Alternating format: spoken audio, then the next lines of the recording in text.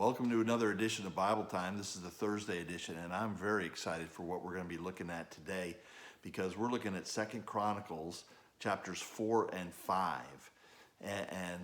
This talks about an exciting day in the history of Israel. Solomon has been building the temple. We read about that in the previous chapters. We talked about that yesterday. He's doing everything, building this magnificent temple, which is meant to focus everybody's attention on the greatness and holiness of God. Today they're bringing the furnishings inside the temple building. And Solomon is carefully, meticulously following the plan that David had given to him for furnishing the temple. And so there it is. It's all happening. And then the last thing that they bring in is the Ark of the Covenant. And they bring it in and they place it in the Holy of Holies. And the Ark symbolizes God's presence there with them. And they are having a great time of worship and praise and celebration.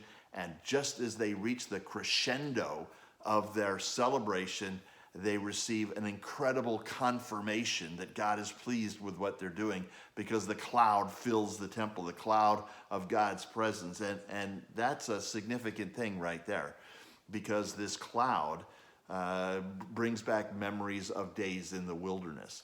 And you might have noticed, starting in chapter 5, it says that this happened during the 7th month. Well, what feast happened during the 7th month?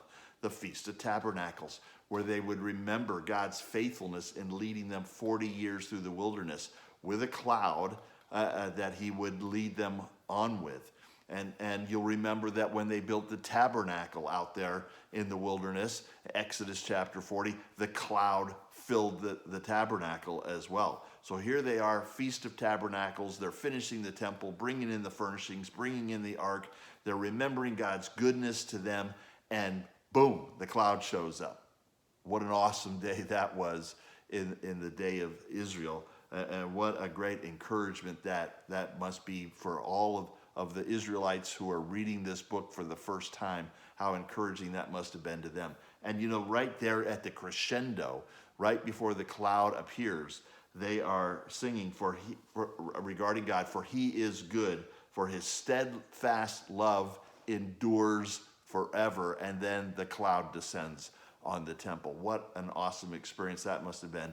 And remember, here's people coming back to a destroyed temple with the responsibility to rebuild that temple and to restore this worship, and for them to be reminded that the steadfast love of the Lord endures forever.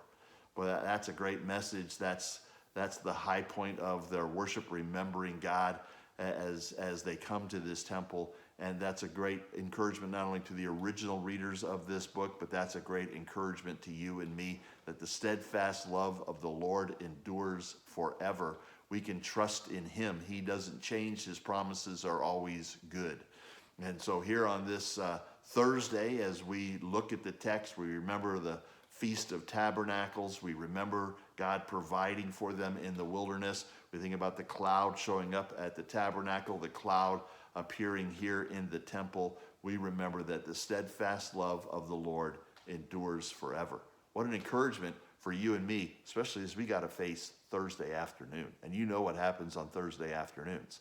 Usually nothing good. That's when we are usually tested for our faith. So today we're going to stand up to that testing, and we're going to remember that the steadfast love of the Lord, it endures forever.